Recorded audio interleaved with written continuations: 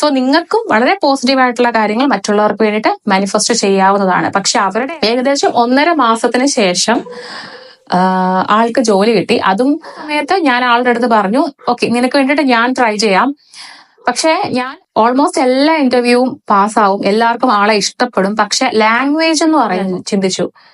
പക്ഷെ അവൾ ഇങ്ങനെ പറഞ്ഞതിന് ശേഷമാണ് ഞാൻ ജസ്റ്റ് ഗൂഗിൾ ചെയ്ത് നോക്കിയപ്പോഴാണ് മനസ്സിലാവുന്നത് ഒരാൾക്ക് വേണ്ടി മാനിഫെസ്റ്റ് ചെയ്യാൻ ശ്രമിക്കുന്ന സമയത്ത് അവരുടെ മാനസികാവസ്ഥ, അവരുടെ എനർജി ലെവൽ എങ്ങനെയാണെന്നും കൂടി നമ്മൾ ചിന്തിക്കേണ്ടതുണ്ട്.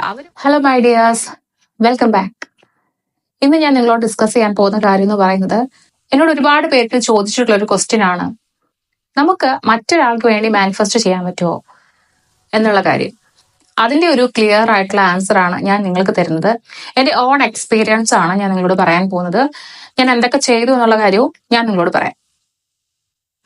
സോ എന്റെ ഒരു ഫ്രണ്ടിന് വേണ്ടിയിട്ട് ഞാനൊരു ജോബ് മാനിഫെസ്റ്റ് ചെയ്ത കാര്യമാണ് ഞാൻ നിങ്ങളോട് പറയുന്നത്. എന്റെ ഫ്രണ്ടും ഹസ്ബൻഡും ഇന്ത്യക്കുള്ളിൽ തന്നെ നല്ല ഒരു പൊസിഷനിൽ ജോലി ചെയ്യുന്ന ആളുകളാണ്. അപ്പൊ അവൾക്ക് വർഷങ്ങളായിട്ട് ജോലിയുണ്ട്, ഹസ്ബൻഡിനും ഉണ്ട്, അവർക്ക് ചെറിയൊരു കുട്ടിയുണ്ടായിരുന്നു. അങ്ങനെ ഇരിക്കുന്ന സമയത്ത് അവളുടെ ഹസ്ബൻഡിന് വിദേശത്തേക്ക് പോകാനായിട്ട് ഒരു ചാൻസ് കിട്ടിയിരുന്നു. അങ്ങനെ അവര് ഫ്രാൻസിലേക്ക് പോവാണ്. അപ്പോ എന്റെ ഫ്രണ്ടും കുഞ്ഞും കുറച്ചു നാൾ കഴിഞ്ഞിട്ടാണ് പോകുന്നത്. ആ സമയത്തും അവളോട് വർക്ക് ചെയ്തിട്ടുണ്ടായിരുന്നു. നല്ല ഒരു റെന്യൂമറേഷനിൽ നല്ലൊരു പൊസിഷനിലാണ് ആള് വർക്ക് ചെയ്തുകൊണ്ടിരുന്നത്. സോ അതൊരു ഒരുപാട് നാളത്തെ ആലോചനയ്ക്ക് ശേഷമാണ് ആള് ജോബ് റിസൈൻ ചെയ്യാൻ തീരുമാനിച്ചത്. കാരണം ഹസ്ബൻഡിന് അവിടെ നല്ലൊരു പാക്കേജ് ആയിരുന്നു, ഫാമിലി ആയിട്ട് അവിടെ പോവുകയും ചെയ്യാം. അപ്പോൾ ഏതായാലും ജോലി റിസൈൻ ചെയ്തിട്ട് കുഞ്ഞിന് ഇമ്പോർട്ടൻസ് കൊടുത്തിട്ട് അങ്ങോട്ടേക്ക് പോയി. അങ്ങനെ അവിടെ ചെന്ന് കുറെ മാസങ്ങൾ വളരെ ഹാപ്പി ആയിരുന്നു. പക്ഷെ ആള് ഗ്രാജുവലി മൂഡ് ഔട്ട് ആവാൻ തുടങ്ങിയിട്ടുണ്ടായിരുന്നു.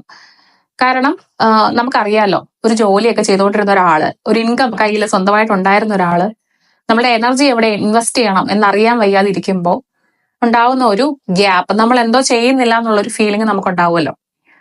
സോ ആ ഒരു അവസ്ഥയിലേക്ക് അവളും എത്തി. അങ്ങനെ ആളവിടെ ജോലിക്ക് വേണ്ടി ശ്രമിക്കാൻ തുടങ്ങിയപ്പോൾ വളരെ ഹോപ്പ്ഫുൾ ആയിരുന്നു. കാരണം നല്ലൊരു പൊസിഷനിൽ ജോലി ചെയ്തുകൊണ്ടിരുന്ന ഒരാളാണ്, എക്സ്പീരിയൻസ് ഉണ്ട്, അപ്പോൾ എല്ലാ കാര്യങ്ങളും ഫേവറബിൾ ആയിരുന്നു. പക്ഷേ ജോലിക്ക് വേണ്ടി ശ്രമിച്ചപ്പോഴാണ് ഒരു ബുദ്ധിമുട്ട് മനസ്സിലാവുന്നത്. ഫ്രഞ്ച് ലാംഗ്വേജിന് ഇമ്പോർട്ടൻസ് ഉള്ളവർക്കാണ് ചാൻസസ് കൂടുതൽ എന്നുള്ള കാര്യം. ഒരു 4 വർഷം മുമ്പത്തെ ഒരു കാര്യമാണ്. അവളുടെ ഫീൽഡിൽ ഈ ഒരു കാര്യത്തിന് വളരെയധികം ചാൻസ് കുറവായിരുന്നു. ഓൾമോസ്റ്റ് എല്ലാ ഇന്റർവ്യൂവും പാസ്സാവും, എല്ലാവർക്കും ആളെ ഇഷ്ടപ്പെടും, പക്ഷെ ലാംഗ്വേജ് എന്ന് പറയുമ്പോൾ പ്രൈമറി ലാംഗ്വേജ് ആയിട്ട് ഫ്രഞ്ച് അറിയുന്നവരെയാണ് അവർക്ക് കൂടുതൽ താല്പര്യം. ആ ഒരു കാര്യത്തിൽ മാത്രം ആള് പുറന്തള്ളപ്പെട്ടു. അങ്ങനെ ആള് വളരെ വിഷമത്തിലായിരുന്നു. ഓൾമോസ്റ്റ് എല്ലാ ഇന്റർവ്യൂവും ക്രാക്ക് ചെയ്യും, പക്ഷെ ഈ ലാംഗ്വേജിന്റെ കാര്യം വരുമ്പോൾ വളരെ പ്രശ്നമാവും. അപ്പൊ എന്റെ അടുത്ത് സംസാരിക്കുമ്പോൾ ഈ കാര്യം പറയുന്നുണ്ടായിരുന്നു. അപ്പോൾ പക്ഷെ എനിക്കത് അത്ര വലിയ പ്രശ്നമായിട്ട് തോന്നിയില്ല. കാരണം ഇംഗ്ലീഷ് വളരെ നന്നായിട്ട് കൈകാര്യം ചെയ്യുന്ന ആളാണ്. അപ്പോൾ ഒരു ജോലി കിട്ടാൻ അത്രയും ബുദ്ധിമുട്ട് എന്താണ് ഞാൻ ചിന്തിച്ചു. പക്ഷെ അവൾ ഇങ്ങനെ പറഞ്ഞതിന് ശേഷമാണ് ഞാൻ ജസ്റ്റ് ഗൂഗിൾ ചെയ്ത് നോക്കിയപ്പോഴാണ് മനസ്സിലാവുന്നത് ഫ്രഞ്ച് അറിയുന്നവരെയാണ് ഇത്തരം ജോലികൾക്ക് കൂടുതൽ കൺസിഡർ ചെയ്യുന്നത്. അതുകൊണ്ട് തന്നെ ഇവള് പറഞ്ഞതിൽ കാര്യമുണ്ടെന്നുള്ള കാര്യം എനിക്ക് മനസ്സിലായി. അപ്പൊ ഞാൻ ആളോട് അടുത്ത് ഈ പറയുന്ന പോലെ മാനിഫെസ്റ്റ് ചെയ്യൂ, അങ്ങനെ ചെയ്യുമെന്ന് പറഞ്ഞിട്ടുണ്ടായിരുന്നെങ്കിലും പക്ഷെ ആൾക്ക് വളരെ നെഗറ്റിവിറ്റിയിലേക്ക് പോകുന്നുണ്ടായിരുന്നു. ഭയങ്കര സ്ട്രെസ്ഫുൾ ആയി മാറി. ആള് ലൈഫിൽ ഒന്നും ചെയ്യുന്നില്ല എന്നുള്ള രീതിയിലൊക്കെ ചിന്തകൾ തുടങ്ങി. ആ സമയത്ത് ഞാൻ ആളുടെ അടുത്ത് പറഞ്ഞു, ഓക്കെ നിനക്ക് വേണ്ടിയിട്ട് ഞാൻ ട്രൈ ചെയ്യാം, പക്ഷെ ഞാൻ ആദ്യമായിട്ടാണ് വേറൊരാൾക്ക് വേണ്ടിയിട്ട് ട്രൈ ചെയ്യുന്നത്. അതുകൊണ്ട് ഞാൻ ഗ്യാരണ്ടി ഒന്നും പറഞ്ഞിട്ടില്ലായിരുന്നു. പക്ഷെ ആളുടെ അടുത്ത് ഞാൻ പറഞ്ഞു, നീ പോസിറ്റീവ് ആയിട്ടിരിക്കാൻ ശ്രമിക്കുക, സ്വയം നെഗറ്റീവ് ആയിട്ടുള്ള കാര്യങ്ങൾ പറയുകയും ഇങ്ങനെയുള്ള എനിക്ക് ഒരു കാലിബറും ഇല്ല എന്നുള്ള രീതിയിലുള്ള കാര്യങ്ങളൊന്നും സംസാരിക്കരുത്, ഇന്റർവ്യൂസ് അറ്റൻഡ് ചെയ്തുകൊണ്ടിരിക്കുക എന്ന് ഞാൻ പറഞ്ഞു. അങ്ങനെ ഞാൻ അവൾക്ക് വേണ്ടിയിട്ട് ഓരോരോ കാര്യങ്ങൾ ചെയ്യാനായിട്ട് തുടങ്ങി. ഏകദേശം 1.5 മാസത്തിന് ശേഷം ആൾക്ക് ജോലി കിട്ടി. അതും അവിടെ തന്നെ ഒരു UK ബേസ്ഡ് ആയിട്ടുള്ള കമ്പനിയിൽ ഇംഗ്ലീഷ് നന്നായിട്ട് കൈകാര്യം ചെയ്യാൻ അറിയുന്ന, സെയിം പോസ്റ്റുള്ള ആളാണ്, ഇംഗ്ലീഷ് നന്നായിട്ട് കൈകാര്യം ചെയ്യാൻ അറിയുന്ന ഒരാളെയായിരുന്നു അവർക്ക് ആവശ്യം. സോ ആ പോസ്റ്റിലേക്ക് ഇവളെ ഹയർ ചെയ്തു. ഇപ്പൊ വളരെ ഹാപ്പി ആയിട്ട് ഹസ്ബൻഡും കുഞ്ഞുമായിട്ട് അവിടെ ജീവിക്കുന്നു. ഞാൻ ആൾക്ക് വേണ്ടിയിട്ട് ചെയ്ത കാര്യങ്ങൾ എന്ന് പറയുന്നത് ഒന്നെന്ന് പറയുന്ന വിഷ്വലൈസേഷൻ ആണ്. വിഷ്വലൈസേഷൻ എന്ന് പറയുമ്പോൾ ആൾ എന്നെ വിളിച്ചിട്ട് ഇതുപോലെ ജോലി കിട്ടിയെന്നും വളരെ ഹാപ്പി ആയി എന്നുള്ള കാര്യം പറയുന്നതായിട്ടും, അതുപോലെ എനിക്ക് മെസ്സേജ് ചെയ്യുന്നതായിട്ടും, വാട്സപ്പിൽ എനിക്ക് ഇങ്ങനെ മെസ്സേജ് വരുന്നു, എനിക്ക് ഇതുപോലെ ജോലി കിട്ടി എന്നൊക്കെ പറഞ്ഞിട്ട് മെസ്സേജ് അവരെന്നെ വിളിച്ചു എന്നുള്ളത്, ഞാൻ ഇന്റർവ്യൂവിൽ അറ്റൻഡ് ചെയ്ത ജോലി എനിക്ക് കിട്ടി, ഞാൻ ജോയിൻ ചെയ്യാൻ പോവാണെന്നുള്ള രീതിയിൽ ഹാപ്പിനെസ് എന്നോട് ഷെയർ ചെയ്യുന്നതായിട്ട് ഞാനിങ്ങനെ ഇമാജിൻ ചെയ്യുന്നുണ്ടായിരുന്നു. വിഷ്വലൈസേഷൻ അങ്ങനെ ചെയ്യുന്നുണ്ടായിരുന്നു. അതുപോലെ ഞാൻ ചെയ്ത മറ്റൊരു കാര്യം എന്ന് പറഞ്ഞാൽ ഫ്യൂച്ചർ ജേർണലിംഗ് ഞാൻ ചെയ്യുന്നുണ്ടായിരുന്നു.